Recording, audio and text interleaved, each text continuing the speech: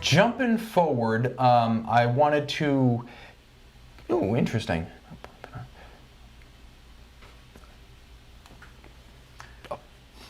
I'm laughing at Justin. I have a question from Kiki Fries, who's asking about sticking with Hesalite or Sapphire on a Moonwatch.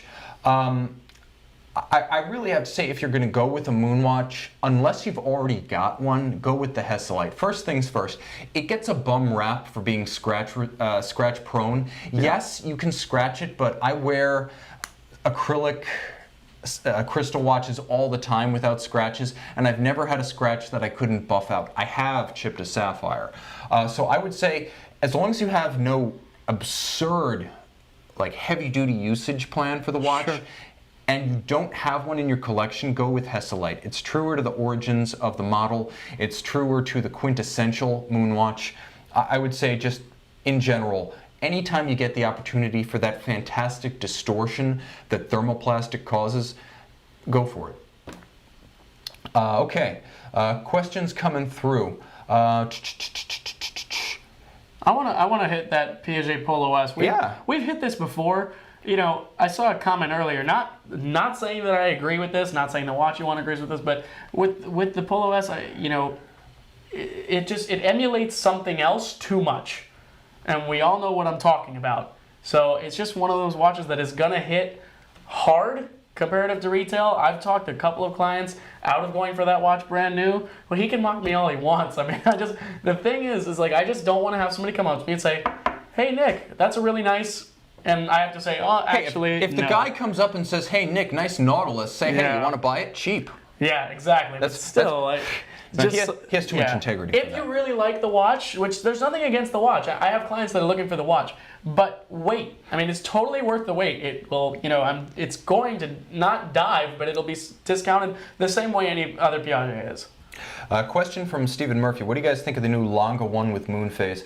I like it, but I still feel like if you're going to go with a Lange with a Moonphase, go with the Grand Lange one Moonphase. I just feel it's got a sense of occasion that amplifies the emotional pull of the complication. Yeah, I can agree with that 100%. Yeah, I mean, the Moonphase in petite form doesn't do justice to the Cosmos. The bigger the better, in my opinion. Sure. And that's why I love that DB25 Milky Way. Okay, other question coming from David Coate. He's asking, Rolex Zenith movement. How much of it is Rolex? How much of it is Zenith? I'll tackle this directly because it was built in a special room at Zenith from 1988 to 1999. This is what is different. It stepped down to a lower beat rate. It has a free sprung balance. It has a Breguet overcoil. The date mechanism is still there. It's just unused. And Rolex has redesigned the winding system to make it more robust with fewer springs. And of course, the whole thing features Rolex's free sprung balance with microstella adjustment nuts on the balance. A much higher grade of movement, a much more conventional movement that can use regular lubrication. It's very different from an El Primero. And the only thing I would say is that it's the underlying gear train and the fundamental escapement architecture that stays the same with the Zenith. It's very heavily re-engineered by Rolex, but it was entirely built by Zenith. It is a distinct movement. You're not going to pop it open and say, oh, that's just like my Caliber 400 or my Caliber 4000. So it is very distinct. Okay, now jumping forward, this is a question that I think is probably tough to answer because it's so niche, because you run from like Müller Glashütte and Nomos up to Lange. But which German manufacturer is the safest buy? This is from Dex 1007.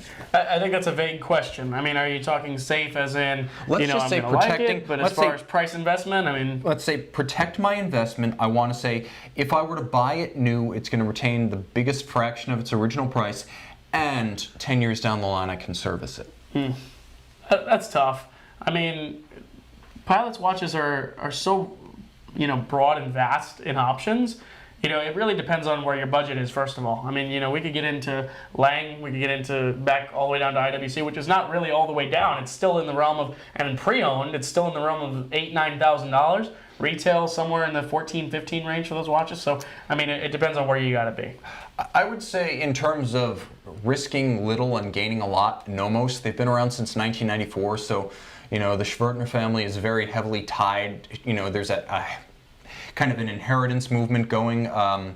Roland Schwertner's son is very interested in running the company going forward, so I see in terms of management and ownership continuity there, plus 20 plus years of building up a manufacturer to the point that they now build movements in-house. They have the ability to supply movement parts.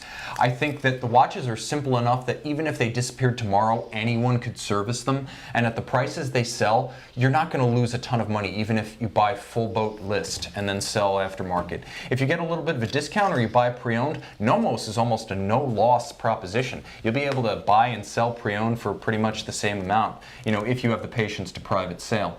Now, in terms of esteem, I would say it doesn't, no one can compete with the Lange. Even if you buy one of the Glasuda original high complications that represents something on par with Lange in engineering and finish, you still have the growing sense that Lange is like the fourth leg of the Holy Trinity. It's now becoming a holy quadrant.